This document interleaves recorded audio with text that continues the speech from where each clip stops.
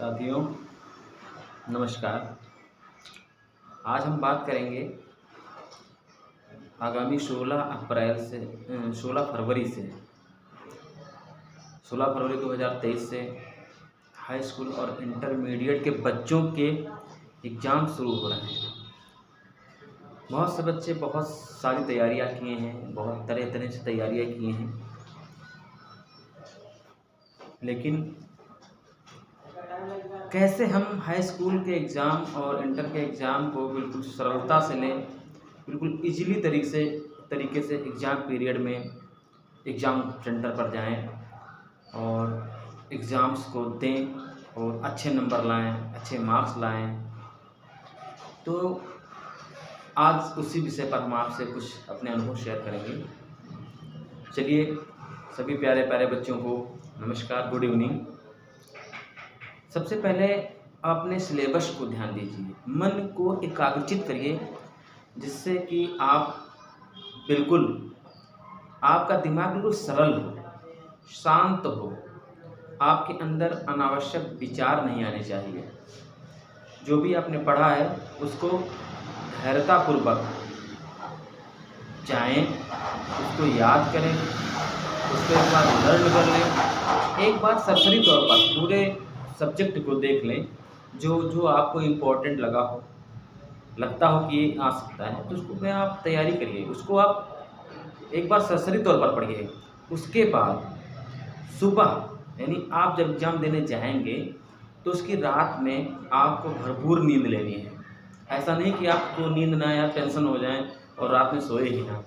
आप fresh mood में इत्मीनान होकर सोइए, शाम को पढ़िए, रात तक पढ़िए, उसके बाद इत्मीनान होकर आप सोइए और सोने के बाद सुबह 4 बजे के आसपास आप उठिए, फ्रेश होइए, पुनः एक बार फिर उस पूरे कंटेंट का जो आपको लगता है कि इम्पॉर्टेंट है या आपके स्कूल में बताया गया कि इम्पॉर्टेंट है, उसको आप एक बार सरसरी तौर पर देख लीजिए, अपने माइंड मेकअप में उसको धारण कर लीजिए।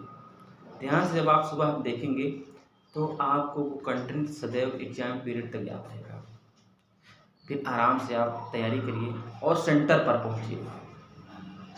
जैसे ही आपके सामने पेपर आए, आप अपने दिमाग को ध्यान केंद्रित करिए, यानी आँख बंद कर लीजिए और अपने माइंड को बिल्कुल सरलता में लाइए। सरलता में लाने के बाद फिर आप पेपर को एक बार आराम से पढ़िए, बिना समय गंवाए हुए। ऐसा भी नहीं कि आपको बहुत देर तक पढ़ना है, आपको पढ़ना है बिल्कुल आप जो सरलता में, जिसमें आपको उसमें कंटेंट जो लिखा हुआ है वो आप पढ़िए, समझिए। फिर आप प्रश्नों के उत्तर देना शुरू कीजिए। जो आपको बहुत अच्छा प्रश्न अच्छे तरीके से आता है, उसको माइंड में उसकी जो फिगर है, उसका जो दिमाग में आप उसकी याद करके उसको लिखिए। उसके बाद धीरे धीरे बारी बारी से जिन जिन प्रश्नों के उत्तर आपको आ जा रहे हैं, आप लिखते जाइए। कोई भी प्रश्न आप छोड़िए ना। आप सोचिए कि मैं प्रश्न छोड़ दूंगा, तो आप किसी भी प्रश्न को आपको छोड़ना नहीं है, आपको लिखना है। आप सुंदर राइटिंग में लिखिए, अच्छे कॉलम्स बना के लिखिए, स्केच पेन का यूज करिए, स्केल और स्केच पेन का यूज करिए। शब्दों के लिखने की जो दूरी हो, उचित दूरी हो, ऐसा नहीं बिल्कुल आप पास पास लिख दीजिए, आप थोड़ा थोड़ा दूर लिखिए, ताकि जो एग्जामिनर है वो कापी पढ़े, आप उनकी समझ में आए।